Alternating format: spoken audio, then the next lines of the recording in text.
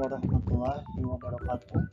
Perkenalkan, nama saya Fajar Bagas Prasojo dengan NIM 230401010265 dari kelas IT204 mata kuliah Statistika dan Probabilitas. Di sini saya akan menjelaskan dan membuat sebuah video presentasi dengan materi pada tugas Statistika dan Probabilitas. Video ini ditujukan untuk memenuhi ujian akhir semester mata kuliah Statistika dan Probabilitas.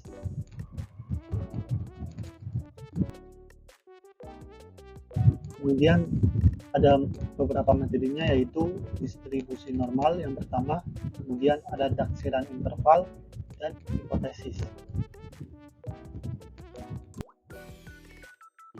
Yang pertama ada distribusi normal, adalah fungsi probabilitas yang menunjukkan distribusi atau penyebaran suatu variabel yang pendekatannya menggunakan kurva normal. Kurvanya di sini memiliki bentuk lonceng simetris dengan puncak di tengah dan ekornya menjalar ke dua arah dan ditentukan oleh dua parameter utama, yaitu rata-rata atau mean dan simpangan kaku atau standard deviation. Ini saya sudah melampirkan gambarnya. Seperti kalian lihat, di gambar kurvanya membentuk sebuah lonceng dengan puncaknya yang di tengah dan ekornya menjalar ke dua arah. Kemudian ada sifat-sifat distribusi normal. Yang pertama adalah rentang variabel acak meliputi semua bilangan nyata dari negatif tak hingga sampai positif tak hingga. Jadi variabel pada distribusi normal meliputi bilangan negatif tak hingga sampai positif tak hingga. Kemudian yang kedua, kurva tidak pernah berada di bawah sumbu X, artinya fx sama dengan 0.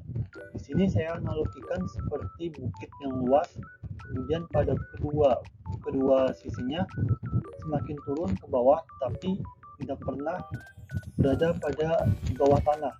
Jadi kurva distribusi normal seperti itu, pada kedua ujungnya tidak pernah nilainya tidak pernah berada di bawah 0. Kemudian yang ketiga ada total probabilitas bernilai sebesar 1. Sifat yang keempat yaitu nilai fungsi probabilitas simetris dengan mean. Kelima, nilai fungsi probabilitas di kedua ujung distribusi mengecil. Yang keenam, nilai mean, median, dan modus berada di titik yang sama sehingga perimpitan itu berada pada puncak kurva.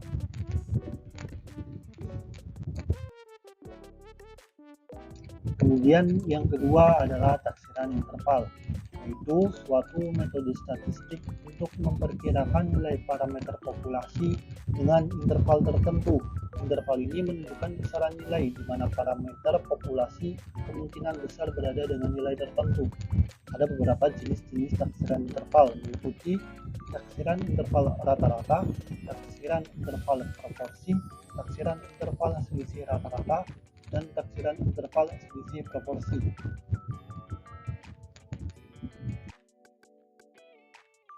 Di sini saya mengambil salah satu contoh, yaitu contoh taksiran interval untuk menaksir proporsi. Di sini contohnya kita ingin menaksir ada berapa persen anggota masyarakat yang berumur di atas 15 tahun dan termasuk golongan kaya raya.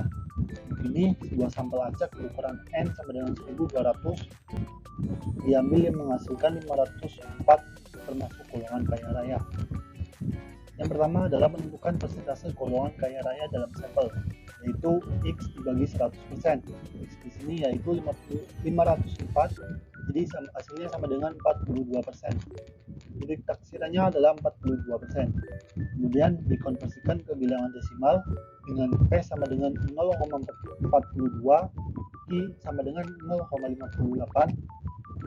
didapat dari 1 dikurangi P, P-nya di sini adalah 0,42. Kemudian Z-nya sama dengan 1,96. Jadi di sini merupakan distribusi normal standar untuk digunakan dalam konteks interval kepercayaan. Di sini kita mengambil interval kepercayaan 95%. Kemudian maka 0,42 dikurangi 1,96 kurang dari Pi kurang dari 0,42 ditambah 1,96. Jadi menghasilkan 0,39 kurang dari Pi kurang dari 0,45. Jadi di sini kita yakin sebesar 95% bahwa persentase anggota masyarakat yang kaya raya akan ada dalam interval 39% dan 45%. Atau bahasa gampangnya akan berada dalam tentang nilai 39% sampai 45%.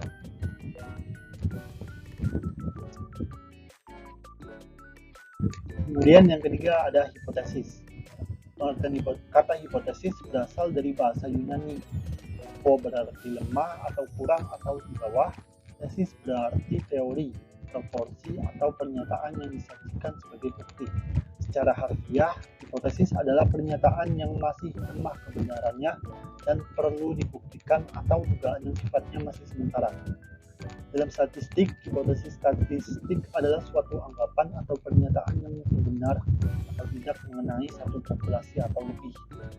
Jenis hipotesis terdiri dari hipotesis nol dan hipotesis alternatif.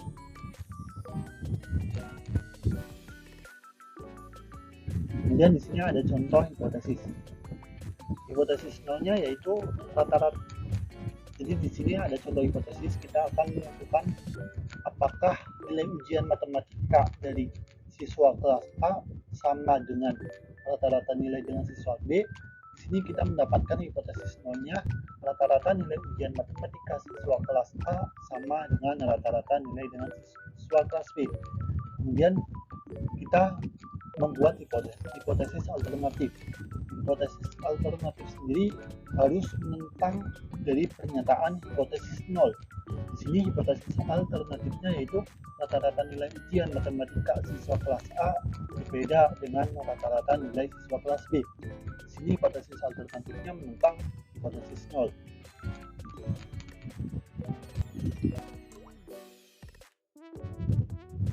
Kemudian langkah-langkahnya, yang pertama, kumpulkan data terlebih dahulu.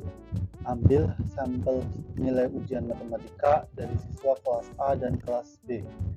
Kemudian analisis data tersebut. Gunakan uji statistik seperti uji T untuk membandingkan rata-rata nilai antara kedua kelas. Kemudian berikan kesimpulannya. Berdasarkan hasil uji, tentukan apakah ada cukup bukti untuk menolak hipotesis nol. Jika ada, itu berarti rata-rata nilai kedua kelas tersebut berbeda. Jika tidak ada, itu berarti tidak ada perbedaan signifikan antara kedua kelas. Sekian, terima kasih. Maaf apabila ada kalimat atau kata-kata yang kurang dimengerti. Assalamualaikum warahmatullahi wabarakatuh.